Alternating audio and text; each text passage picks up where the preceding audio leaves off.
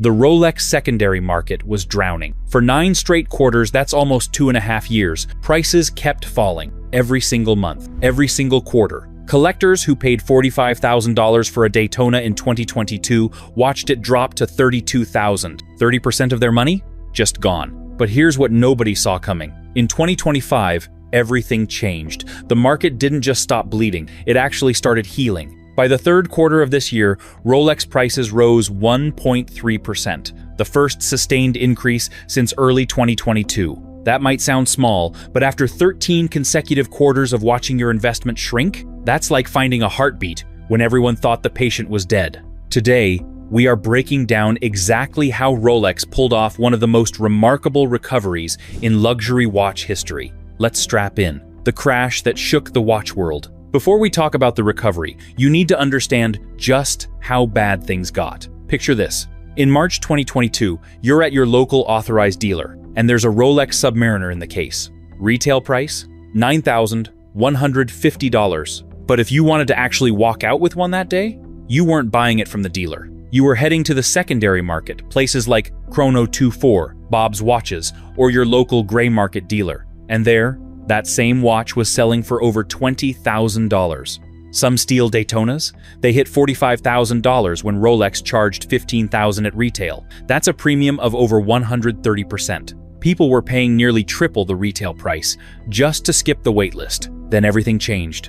The crypto market collapsed. All those 20-something investors who'd made fortunes on Bitcoin and Ethereum and were treating Rolexes like digital assets, they started selling. The economy shifted. Interest rates climbed. Suddenly, luxury watches didn't look like such a safe bet anymore, and the market absolutely tanked. By the end of 2024, the overall market index had fallen 2.2% in the fourth quarter alone, 9 consecutive quarters of drops. 30 to 40% off those peak values. The Daytona that hit $45,000, down to $32,000, a 29% crash.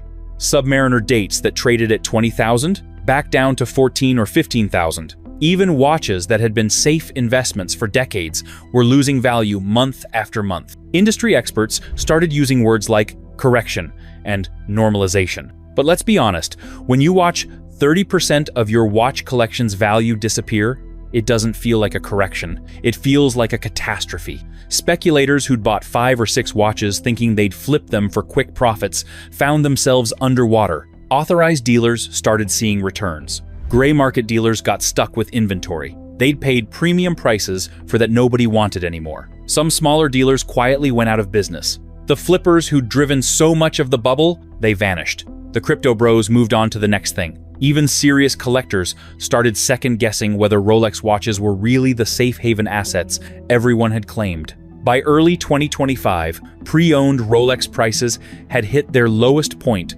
since 2020. The average across all models sat around $13,426, still dramatically higher than the $2,050 average back in 2010, but a far cry from those $17,000 peaks. The thing is, the 2022 spike was the anomaly and not the crash. That pandemic bubble wasn't normal growth. That was speculation, meeting supply chain chaos, meeting social media hype, meeting crypto windfalls. When all those forces disappeared at once, the market had to find its actual level, and finding that level, it hurt. But if you think that's where the story ends, you haven't been paying attention to what happened next. Because in 2025, Rolex didn't just survive, they engineered one of the most strategic recoveries the watch industry has ever seen. 2025, the year everything stabilized. Let's break down what actually happened quarter by quarter, because the details matter. In the first quarter, 2025, January started with what looks like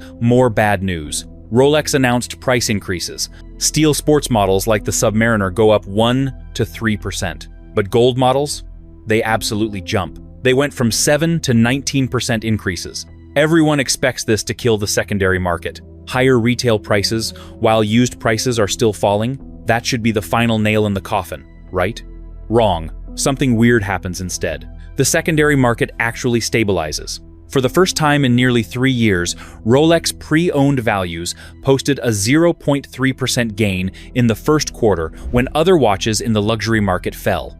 It's tiny, barely measurable, But after 9 quarters of bleeding, even a tiny increase feels like a miracle. What's driving this? Gold model prices spike immediately up 4% year over year. Dealers start adjusting their pre-owned pricing upward to match the new retail baselines. And here's the critical part. Instead of scaring buyers away, the retail hikes actually push more people into the secondary market. Think about it. If you've been waiting on a wait list for a Submariner and suddenly the retail price jumps from $9,150 to $9,250, and you know you're probably looking at another year or two of waiting anyway, that $13,500 pre-owned model starts looking pretty reasonable. You're still getting it 45% over retail, but at least you can walk out with it today. The retail increase created a new price floor, and that floor stopped the freefall. Rolex wasn't done. In the second quarter of 2025, Rolex raised prices again. This time, it's a flat 3% across the board in the United States. The reason? Tariffs. The US government slapped a 10% import duty on Swiss goods back in April, and Rolex needed to offset the cost. The secondary market goes mostly flat. Some models dip slightly down 0.4 to 2.2% year over year. Vintage pieces see some corrections. But here's what doesn't happen. The crash doesn't restart. Despite 2 price hikes in 5 months, the secondary market holds steady. Dealers are watching inventory levels closely. Supply has increased as post-bubble sellers continue offloading pieces, but demand is stabilizing. The speculators are gone, but real collectors are still buying. Gen Z and younger millennials are searching for entry-level models, like the Datejust searches spike 77 to 89%. The market is finding equilibrium, not rocketing back up to bubble levels, but not crashing further either. By the third quarter, 2025, Rolex finally looked stable. There are no speculators driving prices or flippers creating artificial scarcity. This is genuine market recovery based on real collector demand meeting controlled supply. The Rolex Market Index, which carries roughly 2/3 of the weighting in the overall luxury watch market, alongside Patek Philippe, swings positive. That sends ripples through the entire industry. When Rolex stabilizes, everyone pays attention. Specific models show real strength. Day-Date gains 4% year over year.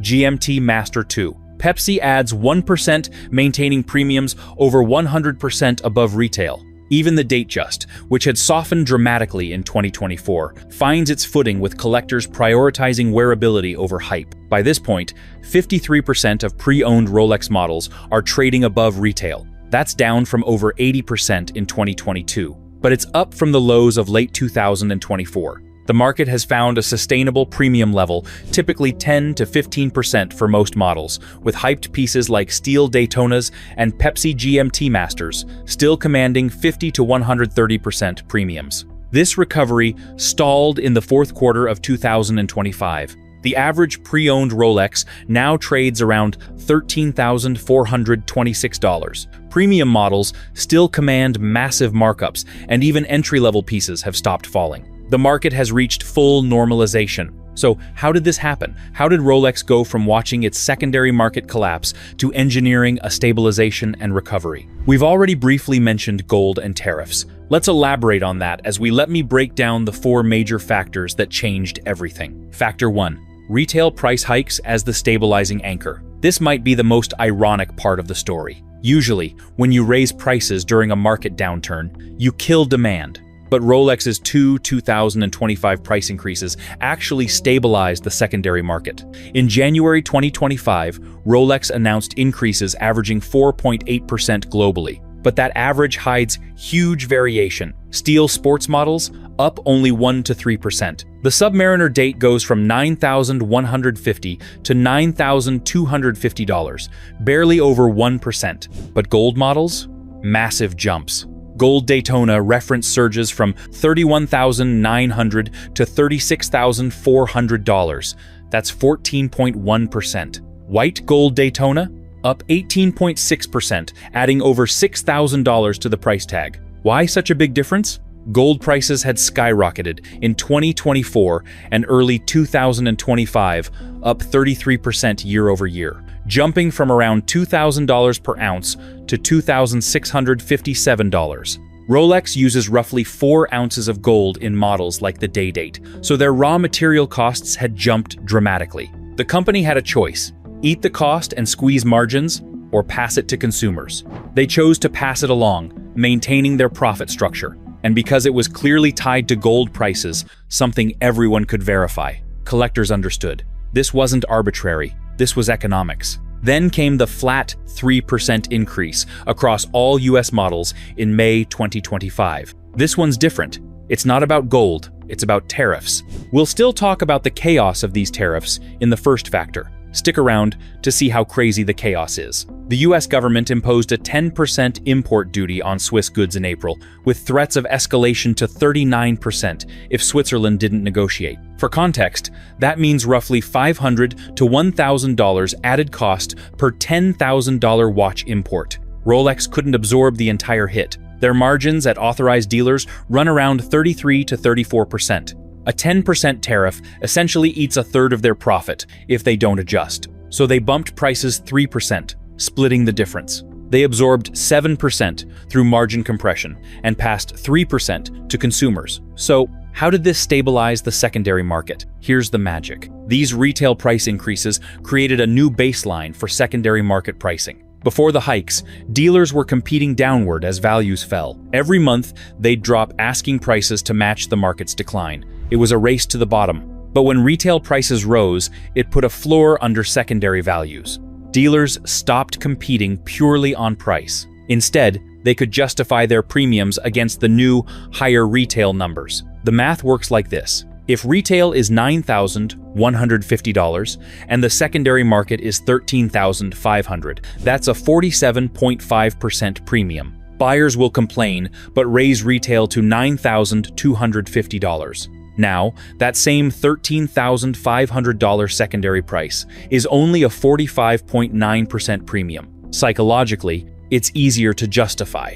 And remember, these hikes widened the gap between retail and secondary, but they also made waiting even less attractive. Longer wait lists, plus higher retail prices, equals more people willing to pay secondary premiums for instant gratification. The data proves it. After the January hikes, searches for pre-owned Datejusts spiked 77 to 89%. Gold model secondary values jumped 4% year over year. By quarter 3, 53% of models traded above retail, up from the lows of late 2024. One expert put it perfectly: when prices go up in the primary market, it brings more people to the secondary market. That influx of buyers created demand pressure that stopped the price collapse. But retail price hikes alone wouldn't have been enough. The recovery needed something else, a fundamental change in how pre-owned Rolexes were bought and sold. And that's exactly what Rolex delivered with their most strategic move yet. Factor 2, the certified pre-owned program revolution. In late 2022, Rolex did something they'd never done before. They got directly involved in the secondary market. They launched the Rolex Certified Pre-Owned program, initially through their owned retail network, Bucherer, in Europe, then expanded to the United States in 2023. This wasn't just another certification scheme. This was Rolex essentially declaring war on the gray market, while simultaneously legitimizing and stabilizing the pre-owned space. The CPO program works this way.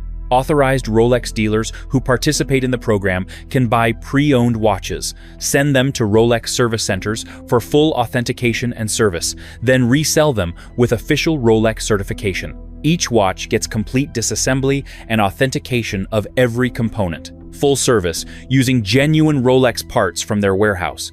A special Rolex Certified Pre-Owned seal, a guarantee card bearing the Certified Pre-Owned designation, and new 2-year international warranty from Rolex. Initially, only watches 3 years old or older qualified.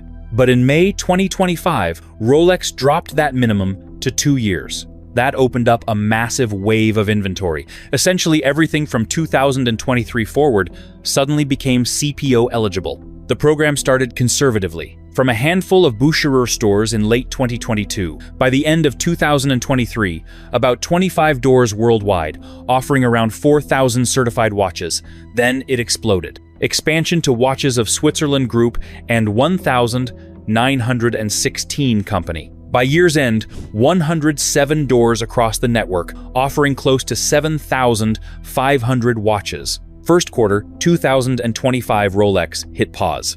They'd grown so fast, they needed to recalibrate. Service center turnaround times had ballooned to 3 months because every watch had to go through central authentication. Rolex shifted more of the technical work to accredited watchmakers at authorized dealers, shortening turnaround to weeks instead of months. Second quarter 2025 growth resumed with a vengeance. 12 new retailers joined, operating 13 additional stores. Total inventory hit 8,500 watches by July, valued at around $190 million. The sales numbers tell the story. In quarter 2, 2025, there were 6,571 watches sold, worth $132 million. In quarter 3, 2025, it was 8,395 watches sold, worth $178 million.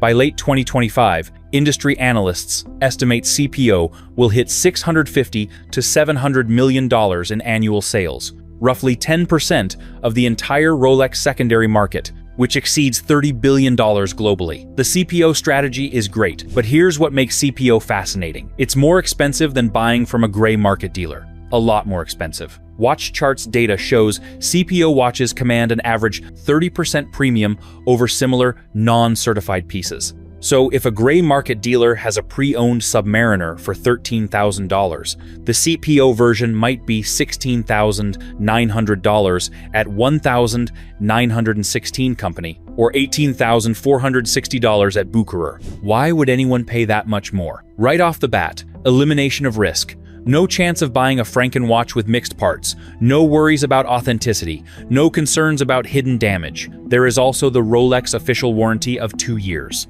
This is worth a lot, especially on complicated models. People also love the Rolex experience. You're buying from an authorized dealer with proper boutique service, not meeting some guy with a briefcase. And finally, you can resell too because of resale confidence the CPO provides. For wealthy buyers, spending an extra $3,000 to $5,000 to eliminate all uncertainty is a no-brainer. For less wealthy buyers trying to get their first Rolex, that premium is harder to justify. Now you know why the CPO is attractive, but how did it help stabilize the market? The genius of the CPO program is that it stabilized prices without undercutting the gray market. By charging premiums instead of discounts, Rolex avoided collapsing secondary values further. Think about what would have happened if Rolex had undercut everyone, selling CPO watches below gray market prices to grab market share. Every independent dealer would have been forced to drop their prices to compete. The price war would have accelerated a crazy crash. Instead, CPO positioned itself at the premium end.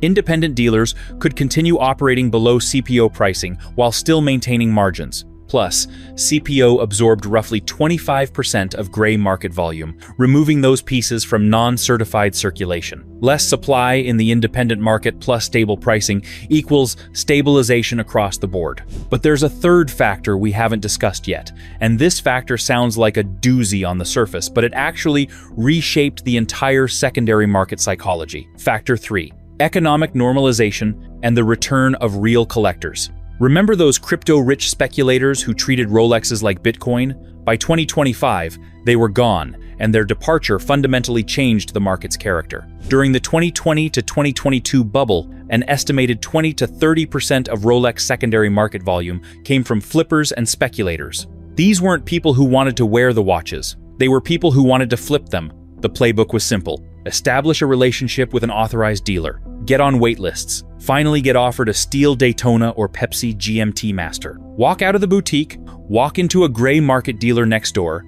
sell it for double, sometimes triple. Pocket the profit. Repeat. Some people were doing this with 5, 6, 10 watches at a time. It artificially tightened supply and drove those insane premiums we saw at the peak. But when crypto crashed, interest rates rose, and the economy softened, those speculators evaporated. By 2025, flippers represented less than 10% of volume. The quick flip game died. What replaced it? Actual collectors. People who wanted to wear the watches. People choosing pieces based on wearability, versatility, and personal taste, rather than short-term profit potential. The proof of this showed up in which models performed best in 2025. It wasn't Daytonas or GMT Masters, but day dates and date justs. Classic, versatile watches that look great with a suit or jeans. The quiet luxury choices. The pieces serious collectors actually want in their rotation. While watch exports globally struggled in 2025, US demand stayed resilient.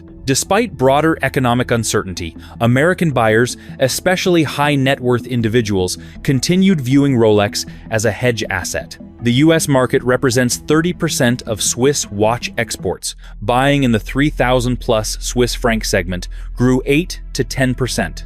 Gen Z and millennial searches for entry-level models like the Datejust surged 77% year over year. Why? Several factors. First one, status signaling. Younger buyers crave the social currency of Rolex on Instagram and TikTok. The second factor is the value perception. With secondary prices down 20 to 30% from peaks, watches looked like deals. And the third, quality focus. In uncertain times, buyers gravitate to established quality. This is called the flight to quality phenomenon. Rolex's dominance also helped too. They represent roughly 50% of the $30 billion global pre-owned luxury watch market. When the market leader stays strong, it pulls the whole category up. Perhaps most importantly, the market's psychology fundamentally changed. In 2021 and 2022, people bought Rolexes thinking, "This will definitely appreciate." It was speculation disguised as passion. By 2025,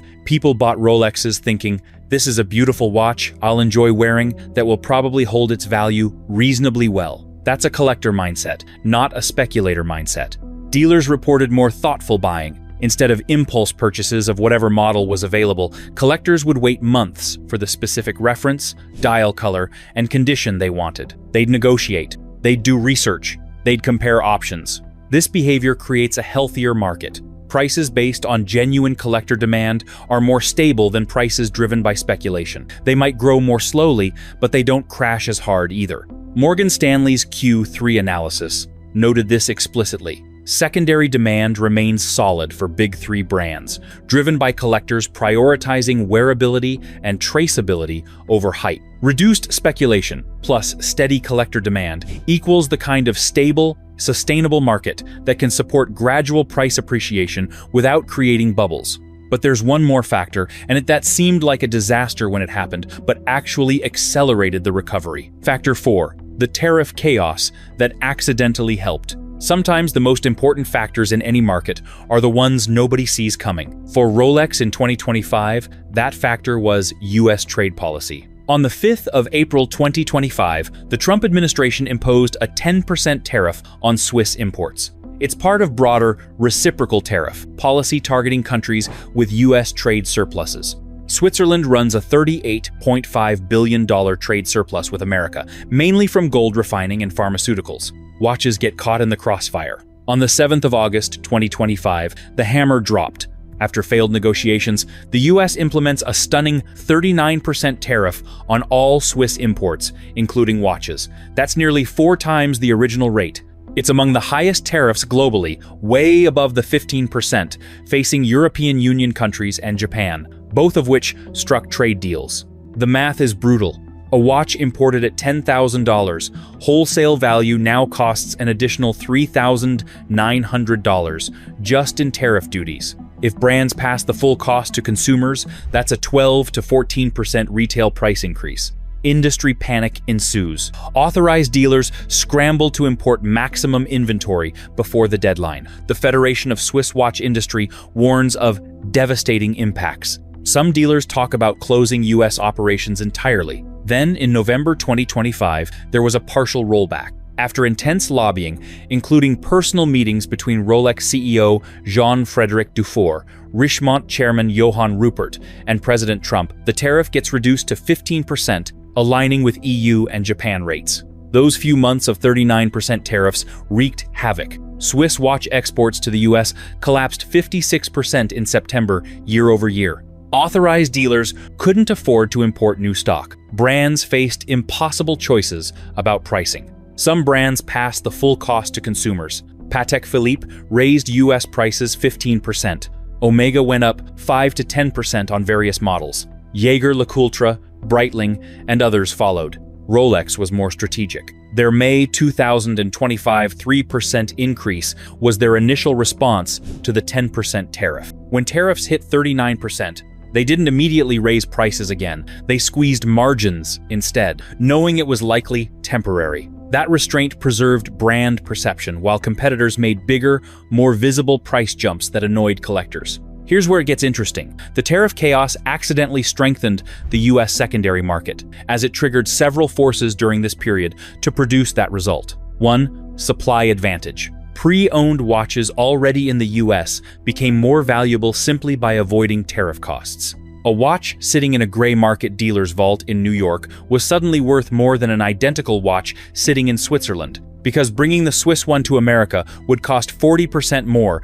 2. Demand surge. Collectors who might have ordered new watches from authorized dealers realized they'd face massive price hikes. Many shifted to buying pre-owned instead. Industry sources reported dramatic increases in US pre-owned purchasing volume, specifically during the August-October 2025 tariff peak. The third force is the price floor effect. With retail prices soaring, or at least threatening to, secondary prices got pulled upward. The gap between retail and pre-owned widened, but absolute pre-owned prices stabilized and rose because everything shifted upward together. Think about it. If retail Submariner jumps from $9,250 to $10,650, the hypothetical full tariff pass-through, then a $13,500 pre-owned piece suddenly looks like a relative bargain at only 27% premium instead of 45%. The fourth way the tariff strengthened the secondary market is safe haven mentality. Tariff uncertainty made some collectors view pre-owned as tariff-proof purchases. Buy now, avoid future cost increases. That mentality drove additional demand. One dealer summarized it perfectly. Tariffs created a surge in pre-owned demand. Buyers realized secondary was the value play. The data supports this. Q3 2025's 1.3% Rolex index increase coincided exactly with peak tariff uncertainty. As collectors rushed to buy pre-owned before prices rose further, their demand stabilized and lifted the market. Tariffs weren't the only external pressure. Let's talk about the gold connection. Prices hit historic highs in 2025, peaking above $3,200 per ounce, up from $2,000 a year earlier. This hit Rolex two ways. The first one is cost pressure. Raw material costs soared for gold and two-tone models. The other is asset appeal. Gold Rolexes became even more desirable as inflation hedges. The result? Gold Rolex models showed the strongest secondary market resilience. Day-date premiums held at 32%. Two-tone pieces stabilized and even gained slightly. Collectors viewed them as dual assets, functional luxury plus portable gold value. When tariffs eventually dropped to 15% in November, the worst-case scenarios didn't materialize. But the months of uncertainty had already shifted market psychology permanently. Secondary had proven itself as a viable alternative to retail, especially during disruption. The final word. So here we are, 2025. The year the Rolex secondary market stopped bleeding and started healing. Was it a full recovery? No. Average prices remained 22% below the March 2022 peak. Many owners are still underwater on purchases made during the bubble. But it was a stabilization and a return to sanity after years of chaos. The speculators left. The flippers quit. The crypto bros moved on to the next thing. What remained were actual collectors buying watches they wanted to wear, supported by a brand that refused to panic and instead played the long game. Rolex raised prices when everyone said they should cut them. They entered the secondary market when everyone said they should ignore it. They maintained scarcity when everyone demanded more supply, and it worked. The Rolex story isn't just about watches. It's about brand strategy. It's about long-term thinking in a short-term world. It's about having the confidence to do the opposite of what conventional wisdom demands. Looking ahead to 2026 and beyond, the secondary market seems positioned for slow, steady growth. 2 to 5% annually is not sexy, but sustainable. Hyped models maintaining premiums. Gold pieces tracking precious metal values. Entry-level offering genuine value. The bubble is gone, but so is the crash. What's left is a real market, with real prices, driven by real collector demand. If you bought a Rolex in 2021 or 2022 near the peak, you probably overpaid. But hold on to it, wear it, enjoy it. These watches have proven over a century that they retain value better than almost any other luxury good. Give it time. If you're thinking about buying your first Rolex in color 2026, you're looking at the best buyer's market in 5 years. Do your research. Be patient. Buy what you love. And remember, you're not just buying a watch. You're buying into over a century of horological excellence and a brand that's proven it can weather any storm. Some might survive the ups and downs of fashion and economics. But Rolex? Rolex doesn't just survive. They set the standard everyone else follows. What do you think? Has the Rolex market truly stabilized, or is this just a temporary pause before another crash? Drop your thoughts in the comments. And if you found this deep dive valuable, hit that subscribe button. We're tracking luxury market trends that actually matter. See you in the next one.